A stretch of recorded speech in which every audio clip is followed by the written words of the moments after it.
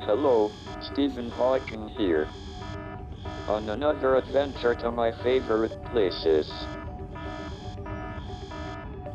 Unfortunately, things are not going too well. I seem to be surrounded by a fleet of heavily armed spaceships. They don't look happy to see me.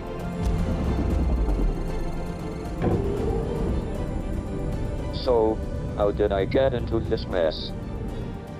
Well, I've been searching for something my whole life. Something to explain a world that is by turns kind and cruel, beautiful and confusing. A single all-encompassing idea that can explain the nature of reality. Where it all came from. And why we exist at all. The theory of everything.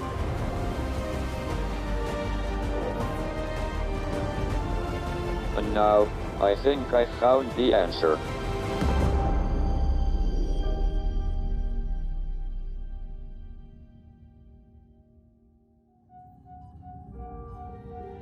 This particular adventure is just a few days old.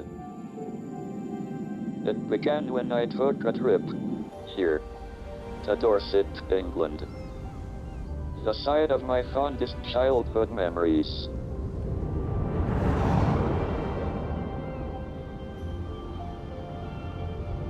This is where I spent glorious summer holidays as a boy. We always stayed in a rickety gypsy caravan, which my dad had hidden in a field.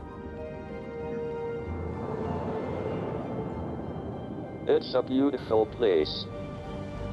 But what really captured my imagination on those long summer days was these fossils. Remnants of a time when terrifying monsters ruled the earth. Hidden beneath the rock, waiting for curious young boys to find them. They were the first clue that made me realize what a remarkable species we are.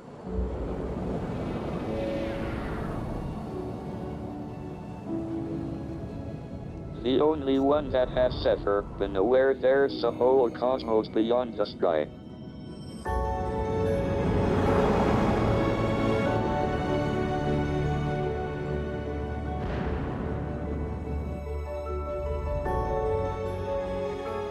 The key to unlocking the theory of everything is understanding our place in the universe. And we don't have to go too far to discover just how precarious our existence is.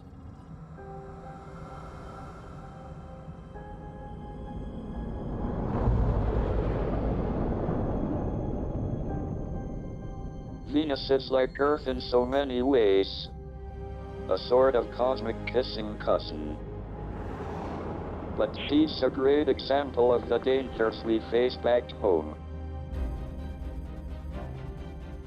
She's almost the same size as Earth. A touch closer to the sun.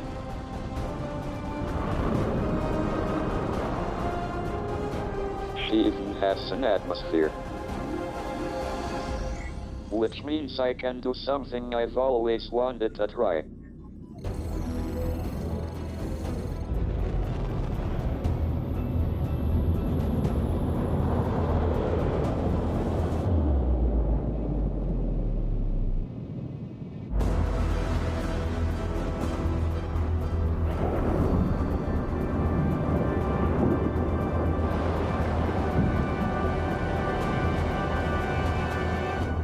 Good job I wore protection. These clouds are sulfuric acid. Too late to turn back now. The only way is down.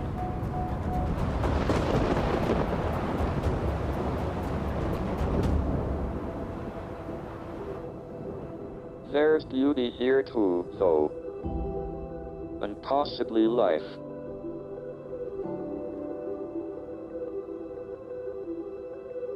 Perhaps airborne bacteria, floating here in the clouds.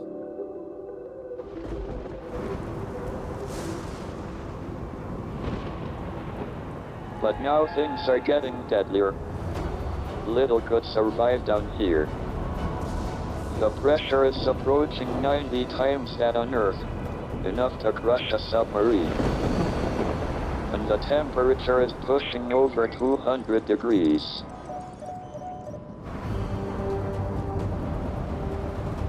Time to toughen up a little.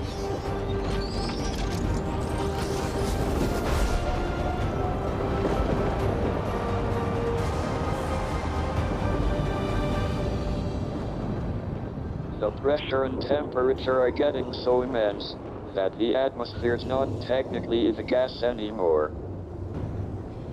It's a supercritical fluid, halfway between gas and liquid.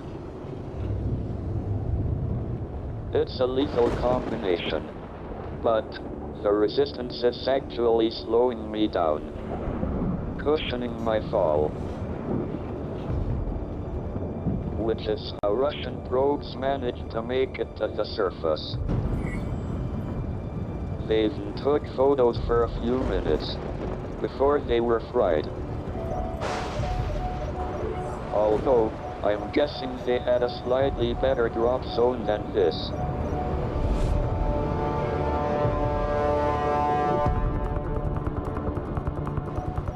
Maybe this isn't one of my favorite places after all. I hope this suit is lava-proof.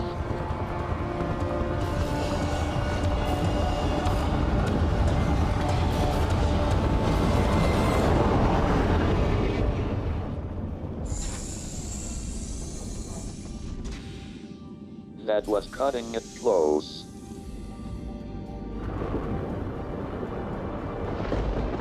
Venus could so easily have been another Earth.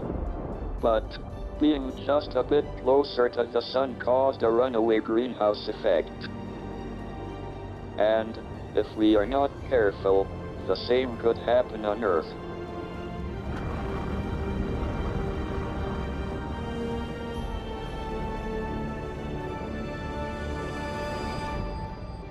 So, next time you meet a climate change denier, tell them to take a trip to Venus. I'll pay the fare.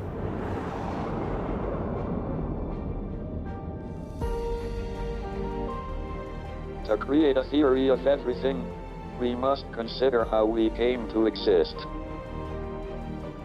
Venus shows us just how improbable that was. One tiny change, and humans wouldn't exist at all.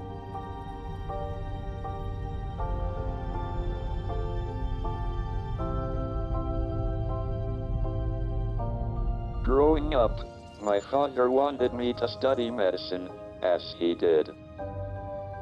But I chose physics, because I realized only physics could provide the answers I was looking for. Not just how things work, but why. To understand our true place in the universe, we need to know both.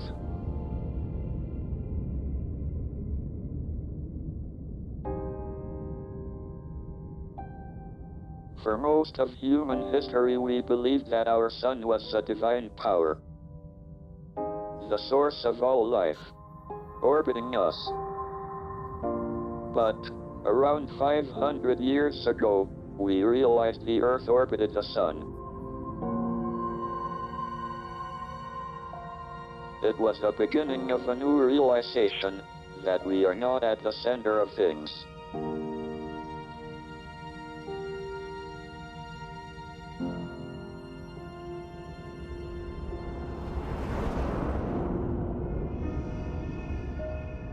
How the sun worked, providing us with energy, remained a mystery for centuries. hidden beneath its blinding glare.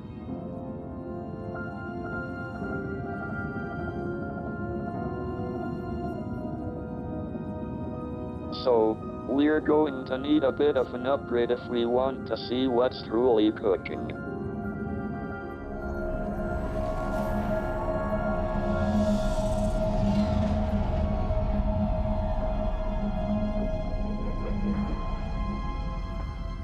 Incredible.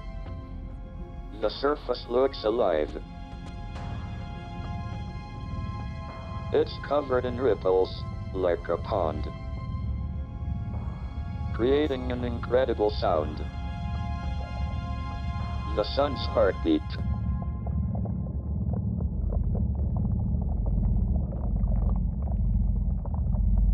It's the sound of the energy that gives us life. What processes are churning within to create something so remarkable?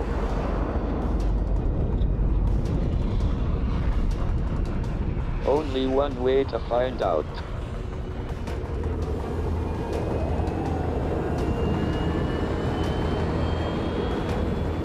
I've a feeling it's going to be a bumpy ride.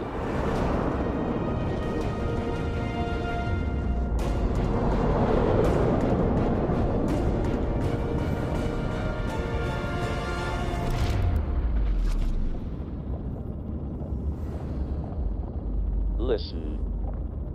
The sound of the sun is changing. Shifting frequency and tone as we pass through different layers, each hotter and more violent than the last. From the near vacuum of the corona, towards the denser, radioactive core.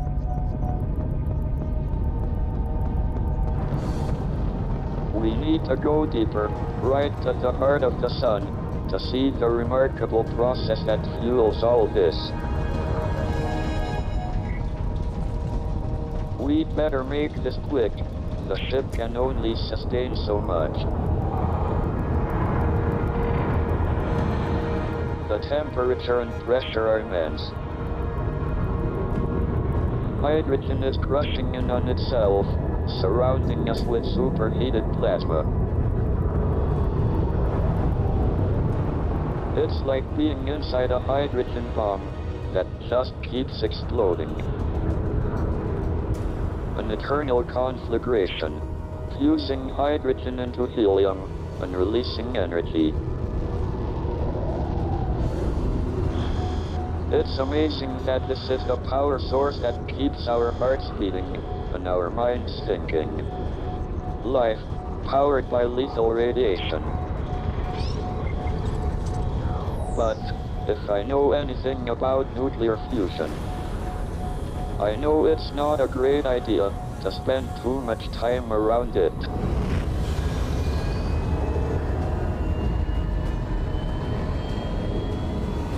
Hold on tight.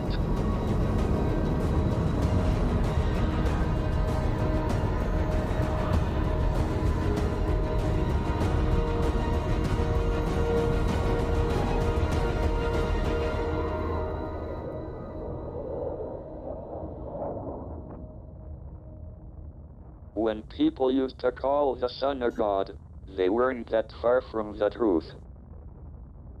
It gives life to almost everything on Earth.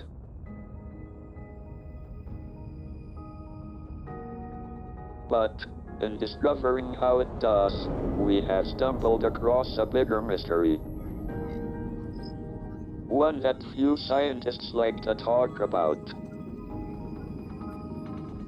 You see, the laws of physics would only have to be very minutely different for the sun to be cold and dark. For nuclear fusion to fail to ignite. For its heart not to beat.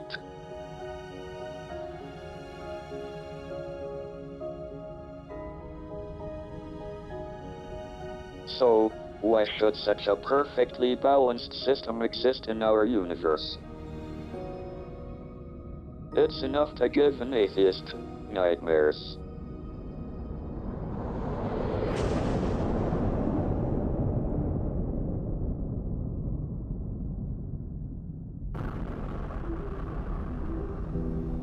It's these fundamental mysteries that drive me on my quest for a theory of everything.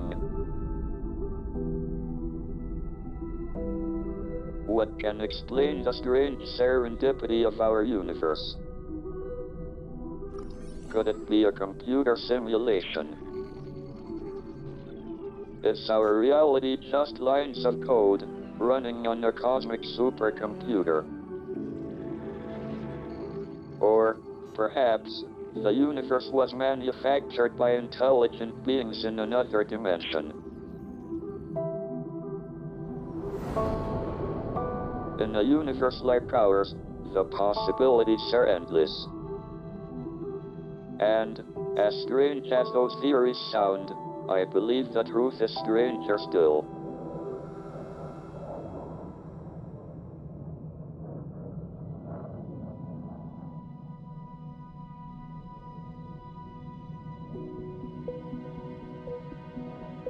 They say truth can be found in beauty. And this is one of the most beautiful places I know.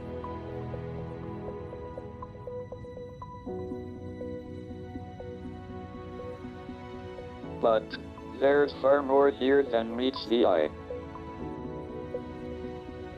In 1994, Hubble took this photo. It hinted at something incredible happening within those swirling clouds. But here's the catch. The light used to make that photo took over 7,000 years to reach Earth. These beautiful pillars are probably gone now. Part of the great cosmic cycle of birth and death. So, to visit them and peer inside, we're going to have to travel not just in space, but in time. Luckily, I've got some practice at this.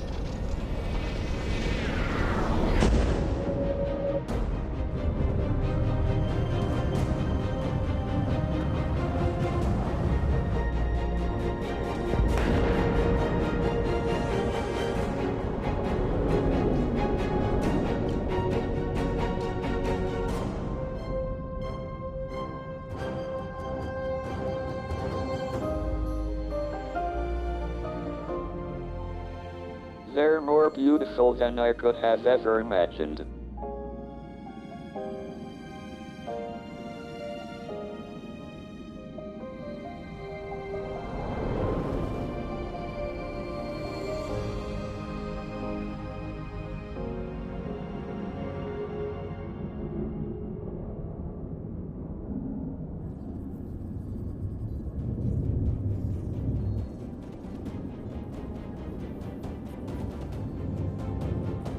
Look.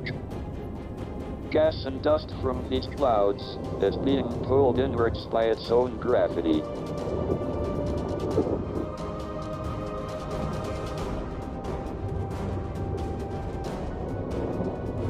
The pressure in there must be incredible. I think something truly spectacular is about to happen.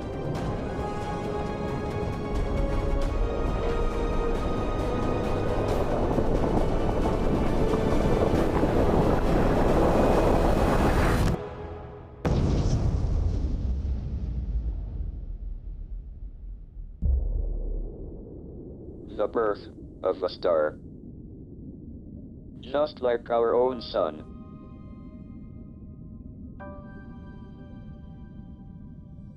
This place has been nicknamed the Pillars of Creation for a reason. Some people believe the heavens and the earth were created in 6 days. Others, that they were formed during the Big Bang. But they are both wrong.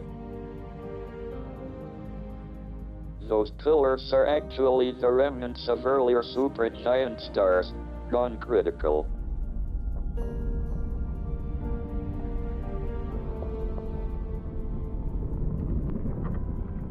In order for a sun and planets like ours to be born, an entire generation of giant stars had to live and die before them.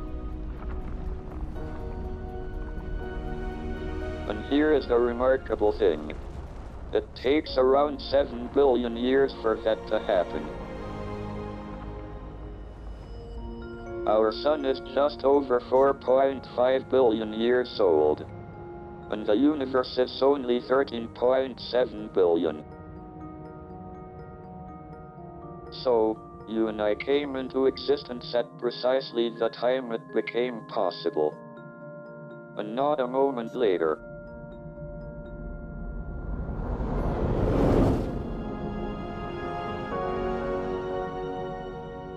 I can see why some people find it all so miraculous that they imagine the hand of a creator at work. After all, it is easy to believe there might be a grand design built to allow us to exist. But to me, such a God is unknowable, and I need to know. A theory of everything cannot have holes in it.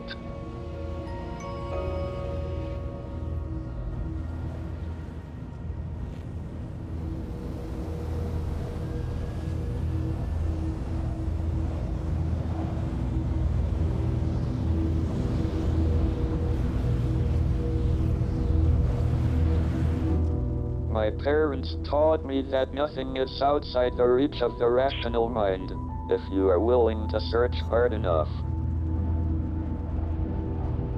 That's why I'm now supporting a new $100 million project called Breakthrough Starshot. Developing the technology to explore other worlds. A fleet of tiny laser-powered nanocraft blasted into space at 1/5 the speed of light, designed to explore other solar systems.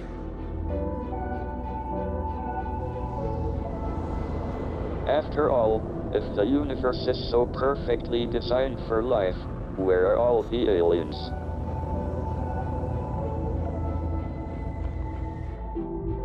The first place we are sending these craft is here.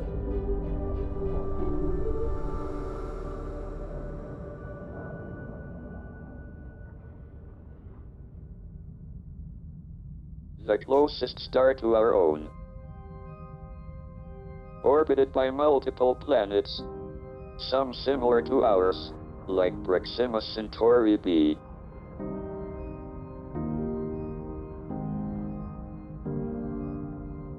When the Starshot nanocraft arrive here, they'll be able to start collecting data and beaming it back to Earth.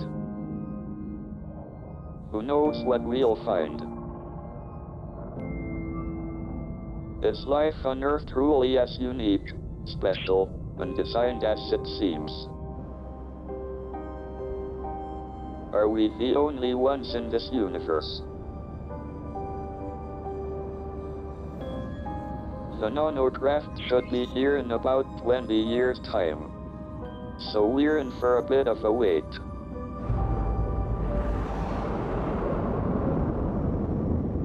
Who am I kidding? I haven't got that long.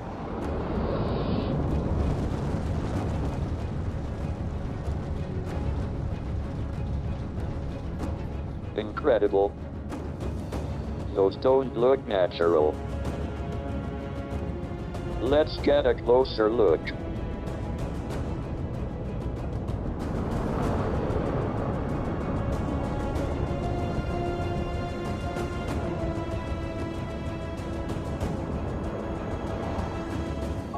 Ruins.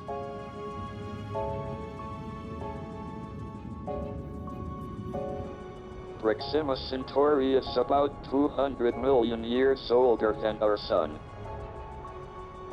So, if evolution followed a similar timescale here, intelligent life would have coincided with the age of the dinosaurs. Maybe our children will come fossil hunting here one day. Perhaps the reason we've not seen or heard from aliens isn't that they don't exist, but that intelligent life never lasts very long. The way we're going, we'll be lucky if we last another 1,000 years.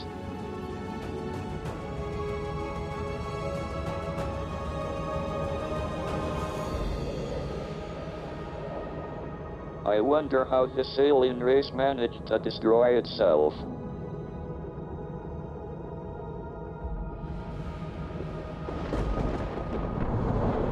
I have a horrible feeling I'm about to discover the answer.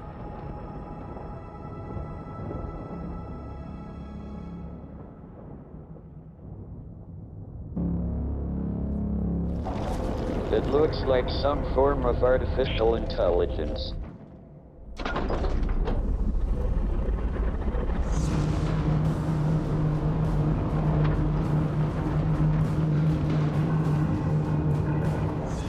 Time to get out of here, I think. Let's give it some gas. It's a good job this ship is designed to deal with anything.